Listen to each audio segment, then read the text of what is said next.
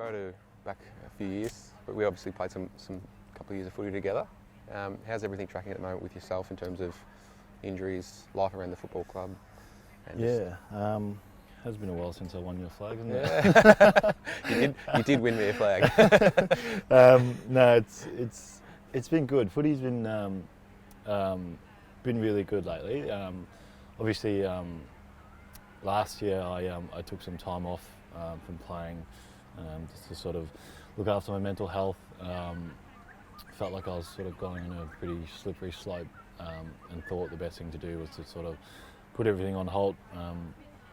As you know, footy can take a pretty big toll on you. I'm obviously not saying footy was the number one reason I went through all this stuff, but it can sort of sometimes make some symptoms a lot worse and make you think pretty low of yourself at times. Yeah, it's just sort of the reality of what we go through, and I guess for me it got to a point where I just I couldn't really handle it as well as I had been or was, and as I said, I sort of just took that step to take a bit of time off, and that helped me. I wouldn't imagine what I'd be doing now or where I'd be if I didn't take that time off. How have you found it amongst the footy club in terms of how's it been received with maybe some of your closer mates having some of these discussions? Is it something that's a little bit easier these days than it has been in the past, or is it something that's still a bit of like a touchy subject for you to sort of have with some of the guys you're not that close with? How's that amongst the footy club?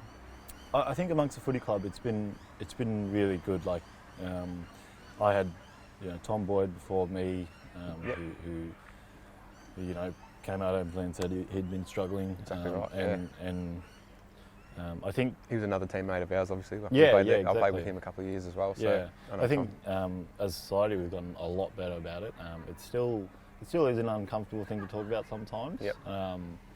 Especially if you're not that good of that close with someone.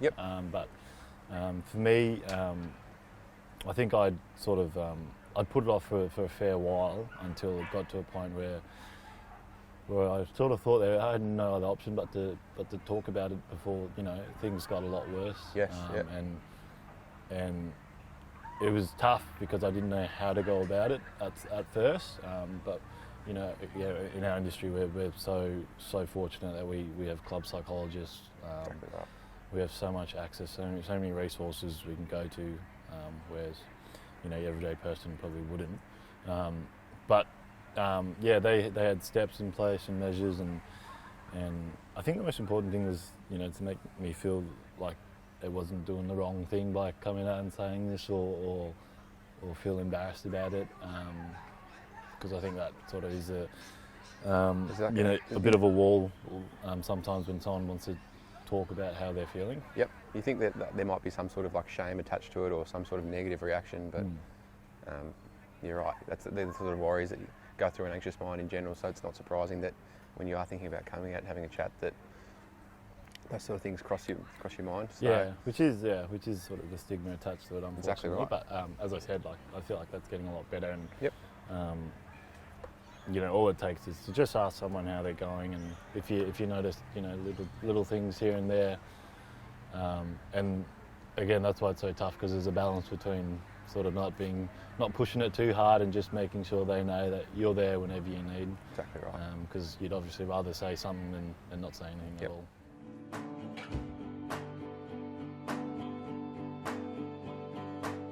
I guess day to day, it's not changed too much about what you do in your everyday life. Making sure you're still socialising and obviously for us, because it's our job, we're active and we exercise every day, basically. And to keep finding things that you enjoy, to keep doing that. Just obviously it might be hard in rehab sometimes, but things like going for a hit of golf and going for a coffee with your mate and not to just sort of sit on your couch and do nothing or lay in bed.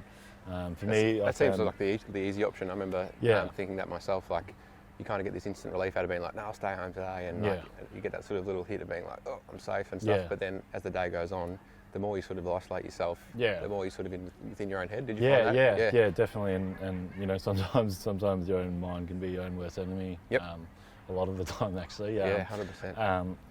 Which is why it's, you know, good to sort of. That's why it's so like important to socialise and keep chatting with people, keeping up to date with how you are. Yep. Especially yourself. If you, you know, for me, initially I'd always found when I woke up and I just wouldn't feel. Yeah, I didn't know what it was, but it wouldn't feel quite right. You know, waking up, you know, anxious maybe, or waking up just feeling like you just do not want to do anything. Yeah. So I'm always sort of, you know, every time I wake up in the morning, I'm always sort of make sure I'm in check with myself and Yep. how I'm going, and it's okay to feel like that sometimes, but it's also important, you know, to be proactive and even if you do feel that way, to, you know, sort of try to do something about it as best as you can, even as much as you wouldn't like to. Because I guess, yeah, I can only speak from my own experience, but Yep. you know, I let that sort of happen a few too many times, which probably led to, you know, the downward slope of my trend. mental health. Yeah. Yep.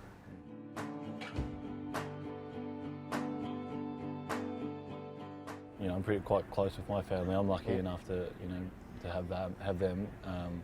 And it's a tough thing, especially I found when I sort of openly came out and said I was struggling.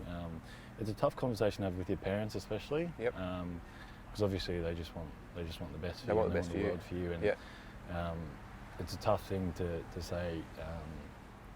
You know, I'm not doing that well at the moment, and you know, you don't have to do anything per Yep. se, but I just wanted to let you know, and you know, your parents are always there, and with my sisters, it was, you know, a bit of an easier conversation to have, Yep.